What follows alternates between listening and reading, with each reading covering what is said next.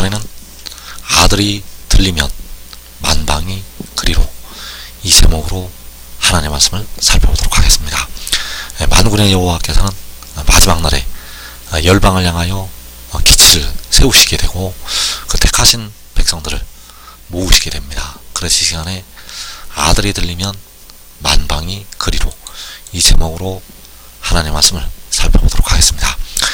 그래서 우리가 만방의 두 가지 뜻이 있습니다. 이 만방이라고 할 때, 이 만방은 바로 모든 민족을 가리키고 있는데, 자, 이 모든 민족에는 성경에서 두 가지로 나타나고 있다는 것. 그래서 만방이라고 해서 같은 만방이 아니라 하나는 하나님의 택하신 백성들이요, 하나는 바로 이방 나라들을 가리키고 있다는 사실입니다. 그래서 성경에서 말씀하고 있는 모든 민족에는 두 가지의 뜻이 나타나게 됩니다. 그래서 마태복음 24장 9절에서 그때의 사람들이 너희를 환난에 넘겨주겠으며 너희를 죽이리니 너희가 내 이름 때문에 모든 민족에게 미움을 받으리라.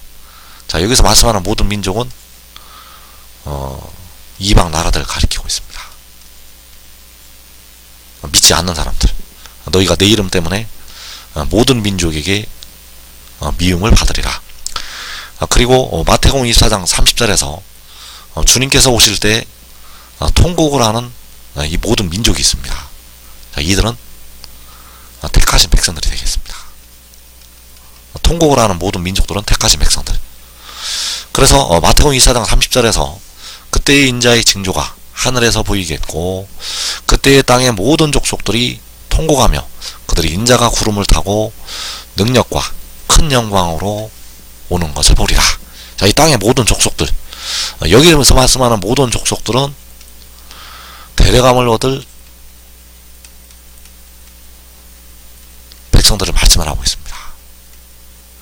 그래서 모든 민족에게 미움을 받는다고 할 때 이 모든 민족은 이방 나라들이 되겠고, 그리고 통곡을 하는 이 모든 민족들은 데려감을 얻을 백성들, 다른 부류의 사람들이 되어진다는 사실입니다. 그래서 모든 민족의 두 가지 뜻, 계시록에서 역시 두 종류로 나타나고 있는데, 계시록 6장 15절에서 땅의 임금들과 왕족들과 장군들과 부자들과 가난자들과 모든 종과 자유인이 굴과 산들의 바위 틈에 숨어 산들과 바위에게 말하되 우리 위에 떨어져 보좌에 앉으신 이의 얼굴에서와 그 어린 양의 진노에서 우리를 가리라. 자, 이 땅의 모든 사람들이 우리를 가리우라고 산과 바위에게 외치게 됩니다.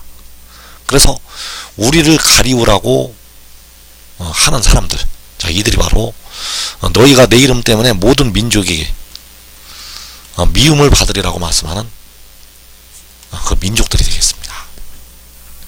그리고 여기에서 본다고 말씀하는 백성들이 있습니다. 그래서 이 현상은 주님께서 공중에 구름을 타시고 나타나실 때 나타나는 현상이 되겠습니다. 그래서 주님께서 구름을 타시고 나타나실 때 우리를 가리우라고 외치는 민족들이 있는 반면에 그를 본다고 하는 백성들이 있습니다.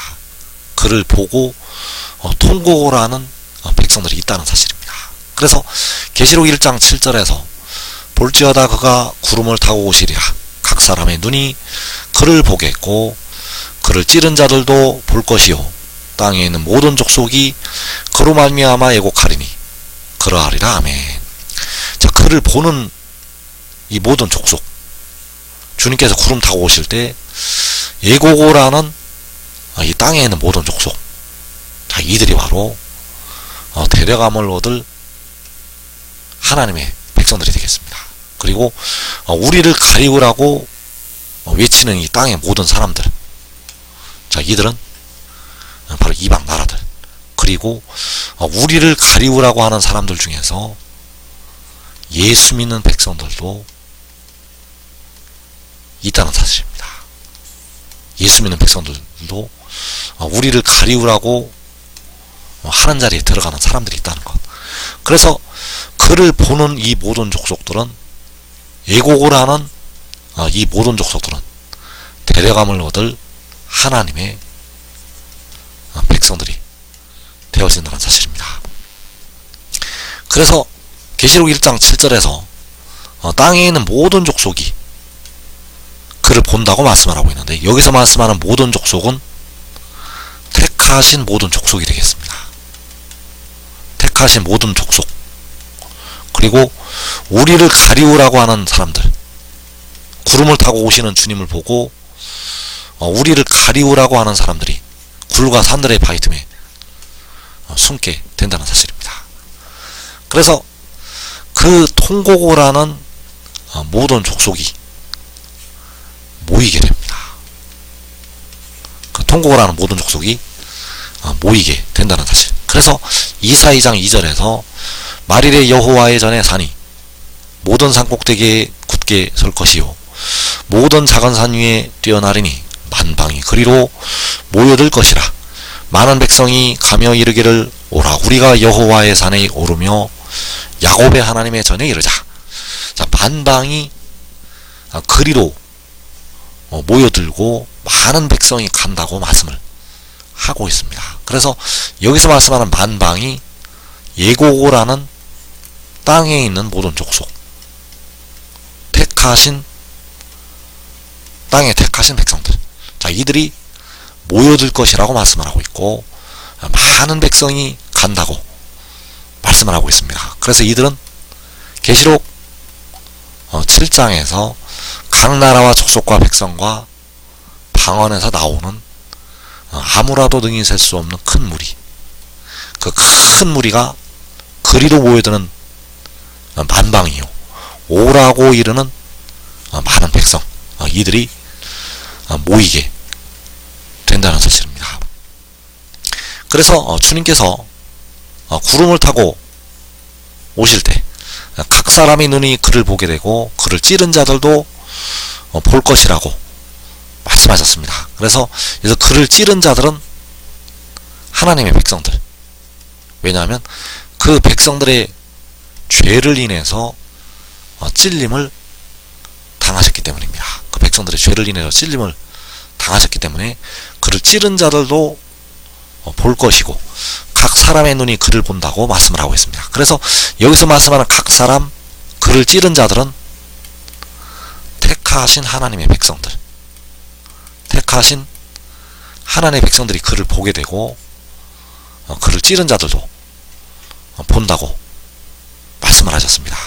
그리고 주님께서 구름을 타고 오시게 되는데, 그 구름을 타고 오시는 주님께서는 본래가 스스로 있는 자 만군의 여호와가 되시겠습니다.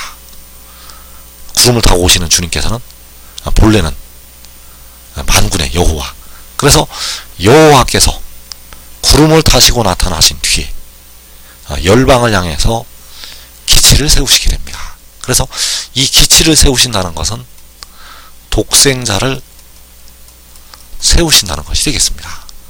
그래서 여호와께서는 친히 십자가를 지시고 백성들의 영혼을 속량을 하셨고, 독생자는 무덤으로 들어가고 있는 백성들의 몸을 속량을 하게 됩니다. 그래서 몸을 속량한 독생자를 열방을 향하여 기치로 세우시게 됩니다. 그래서 그 독생자가 기치로 세워지게 되면 만방이 그리로 모이게 됩니다. 그 기치로 모인다는 것. 그래서 이사 2장 2절에서 만방이 그리로 모여들 것이라 많은 백성이 가며 이르기를 오라. 자, 여기에서 만방이 그리로 모여들 때, 그때가 바로 이스라엘 자손의 12지파가 인침을 받을 때. 그래서 만방이 그리로 모여들 때는 요한계시록 7장이 되겠고, 구름을 타시고 만군의 여호와께서 나타나실 때는 계시록 6장에서 여섯째 인의 1월 성신의 징조가 있고 구름을 타시고 나타나시게 됩니다. 그래서 구름을 타시고 나타나시는 만군의 여호와께서 열방을 향하여 기치를 세우시게 되면 각 나라에서 셀 수 없는 큰 무리가 그리로 모이게 된다는 사실입니다. 그래서 여호와께서 열방을 향하여 기치를 세우시게 됩니다. 자, 이 기치가 바로 독생자가 되겠습니다. 그래서 이 기치는 하나님께서 마지막 날까지 비밀로 감추어 놓으셨습니다. 이 땅에 사는 백성들에게는 마지막 날까지 독생자를 비밀로 감추어 놓으셨다는 것. 그래서 여호와께서 열방을 향하여 기치를 세우신다는 것은 열방을 향하여 독생자를 세우신다는 것이 되겠습니다. 그래서 요한복음에는 열방을 향하여 기치를 세우실 때 그때를 향해서 많은 말씀들이 은밀하게 기록이 되어 있습니다. 그래서 요한복음 3장 14절에서 모세가 광야에서 뱀을 든 것 같이 인자도 들려야 하리니, 자, 모세가 광야에서 뱀을 들었던 것처럼 인자도 들려야 한다고 말씀을 하고 있습니다. 그래서 여기서 말씀하는 인자는 독생자가 되겠고, 독생자는 백성들의 무덤으로 들어가는 그 몸을 속량을 하게 됩니다. 그래서 몸을 속량한 독생자가 그 모세가 뱀을 들었던 것처럼 들리게 됩니다. 그래서 인자가 들린다는 것이 이사야 11장에서 여호와께서 열방을 향하여 기치를 세우시는 것, 그래서 그 세우시는 기치가 들리는 인자, 그래서 이 인자를 깃발로 세우시고, 이 인자를 깃발로 세우시고 하나님의 백성들을 하늘 이 끝에서 하늘 저 끝까지 사방에서 모으시게 된다는 사실입니다. 그래서 요한복음 12장 32절에서 내가 땅에서 들리면 모든 사람을 내게로 이끌겠노라. 자, 모든 사람을 내게로 이끈다고 말씀을 하셨을 때 이 말씀이 바로 만방이 그리로 모여드는 것이 되겠습니다. 그래서 내가 땅에서 들린다는 것은 독생자가 땅에서 들린다는 것을 말씀을 하시는 것이 되겠습니다.